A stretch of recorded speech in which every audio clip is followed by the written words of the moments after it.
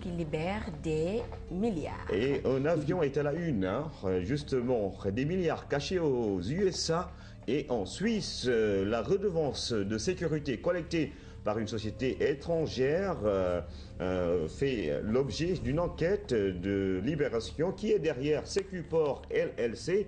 Les fonds planqués dans 2 comptes révèlent entre autres Libération qui parle de Barthélémy Diaz, libre mais interdit de prendre l'avion, interdit de sortir du territoire. Voilà. Des révélations dans l'enquête? Ben oui, avec Amnesty International qui fait le bilan. 22 morts impunis entre 2000 et 2012. Ouad, cible d'Amnesty, Seydi Gassama, l'ex-président et Ousmane Gom peuvent être poursuivis. Maître Baba Diop, c'est de l'activisme, déclare-t-il. 3 agents de la DIC risquent 3 ans jugés pour extorsion de fonds. C'est à la une également de l'enquête qui parle de ces fautes du directeur général de l'ADM et de ses collaborateurs. De quoi dire Tchei? Waouh, caisse Biberena Khalis. La caisse des dépôts et consignations affiche plus de 60 milliards de francs CFA en 2010. Tchei reprend la même information que le Soleil. Oumar Faye sur la gestion de Macky Sall. C'est du pilotage à vue, alors qu'à Grand Yoff, le fameux film sur les lesbiennes fait rage. La police est aux trousses des diffuseurs du film X. Voilà. Et puis Wad a décidé de porter plainte contre l'État du Sénégal. Grand Place bi lu muy wax Grand Place bi lan lañ fay wax on parle de quoi sous l'arbre à palabres, bataille de vautours autour d'un terrain de 3 milliards. On parle de lotissement frauduleux à Diamniadio et à Pikine. C'est la première dame qui dégaine les millions, à peine 5 millions. Walf Grand Place qui parle d'opération de charme de la première dame à Pikine au marché aux poissons. Voilà. Le pays au quotidien. Oui, j'avais peur de ma femme qui me maltraitait. C'est pas moi qui parle, hein. C'est à lire également dans Walf Grand Place, le pays. Sud Quotidien qui parle de Abdoul Maï qui zappe les libéraux.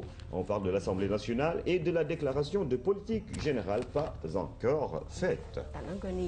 Ah oui, on y est. On va où? On va vers quoi? La tribune pour s'installer tranquillement. Et voilà, on parle de politique. Madame Niass Yaye Fatou Diagne du FAP, moralement, le Premier ministre ne doit pas militer à l'APR. Et puis Barthélémy ignore nos démarches. C'est Aluntine qui parle. Une justice à 2 vitesses, point d'interrogation. On parle de cette liberté provisoire. Et voilà, on parle également de ces films qui font rage à Grand Yoff. Le fameux film de Basile. Bah oui. Film. Bah oui. Et qu'est-ce qu'on a à la une de première ligne? Politique encore. Macky Sall qui dribble Niass en lui proposant la présidence de l'Assemblée nationale. C'est ce que pense première ligne, entre autres également à la une de première ligne, Mamadou Wade qui continue l'œuvre. On parle du nouveau directeur général de l'aéroport de Niass qui va sans doute voir le jour. On l'espère. Et qu'est-ce qui barre la une de Walfadjri? Sous l'aurore, il y a Modou Diagne Fada, ancien ministre. Je retrouve dans l'État ce que l'on nous reprochait, c'est Modou Diagne Fada qui parle de Macky Sall qui a supprimé des directions qu'il a lui-même créées. Alors, autre chose, c'est l'ordre des poursuites contre les policiers. Mbaye Ndiaye, le ministre de l'Intérieur, inculpé pour inertie. Et puis à l'ultime, recadre Barthélémy Diaz. Les messages du messager qui parle suite et pas fin d'un deal. C'est Barthélémy qui est libre. Oui, Jean-Paul Diaz, lui, veut un mandat de 7 ans pour Macky.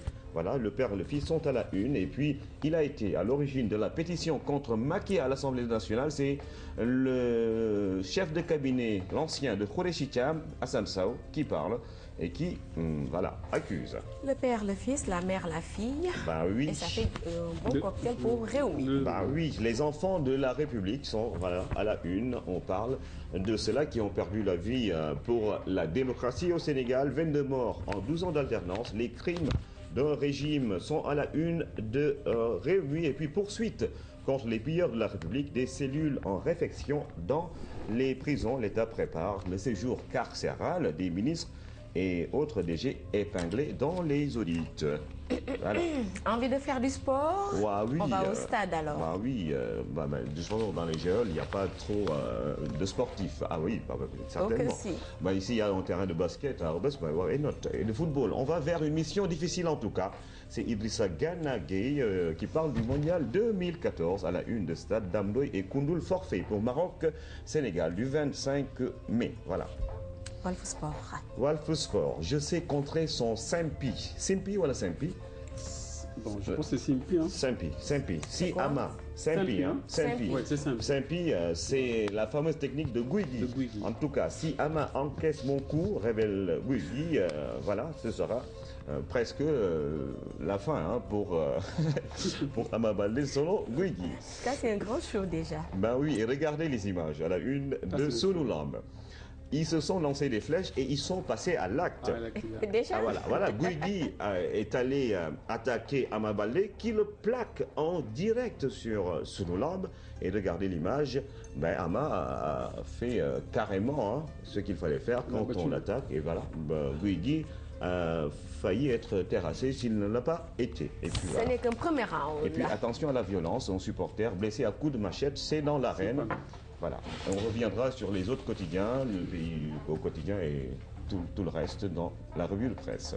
Ça sera tout à l'heure. Pour l'heure, c'est le journal Epa Bounaïla.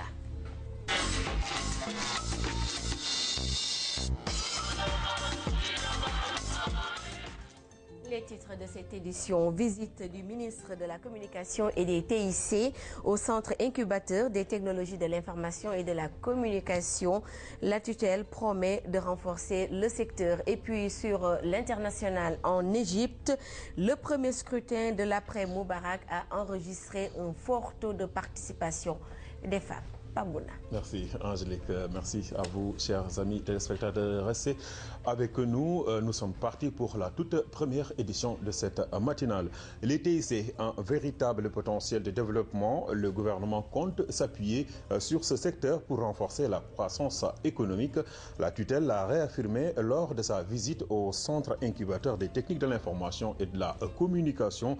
Aboulo s'est félicité du travail de ce centre créé il y a de cela juste un an. Le reportage est signé Oumou Kalsonsal. Oui, sa mission: combler le déficit d'appui à l'innovation dans le domaine d'éthique. Le CETIC offre ses services sur les plans administratifs, commercial, marketing à des entreprises en vue d'améliorer leur croissance et leur taux de survie. Nous sommes en incubation aujourd'hui de 9 entreprises au total, dont 7 en physique et 2 en virtuel. Près d'une vingtaine d'entreprises en incubation de porteurs de projets, et tout cela pour une création d'emplois d'au moins 30 nouveaux emplois créés. La phase d'incubation dure en moyenne 3 ans. L'entreprise incubée pourra accéder à la qualification afin de poursuivre de façon autonome son développement. Une initiative qui s'inscrit dans la vision de la croissance accélérée du gouvernement. L'idée fondamentale, c'est de dire que nous ne pouvons pas créer des emplois si nous ne pouvons pas nous positionner dans ce domaine qui est un domaine à fort potentiel, puisque nous ne saurons pas fabriquer des avions, en tout cas pas dans les 50 prochaines années, pas faire des autos qui vont compétir avec... Mais nous pouvons compétir dans le domaine d'éthique, c'est le domaine le plus démocratique. Il s'agit simplement d'intelligence et d'intelligence humaine. Nous sommes à l'ère de l'information, technologie de l'information, qui constitue un secteur très développé et qui peut aussi entraîner un développement rapide et accéléré. Je pense que la collaboration entre l'État et vos structures, avec l'aide des partenaires, nous pouvons atteindre cet objectif. Cet ambitieux projet est né d'un partenariat public-privé sous l'égide de la Fondation des incubateurs d'éthique du Sénégal. Un modèle pilote qui va bientôt connaître une extension au niveau des universités du Sénégal.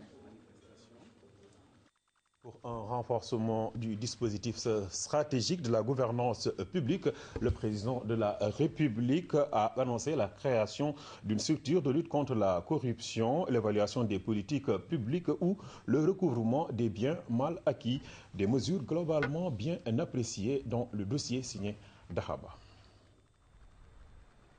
Le Sénégal n'est pas le premier pays à mettre en place la commission de restitution des biens et de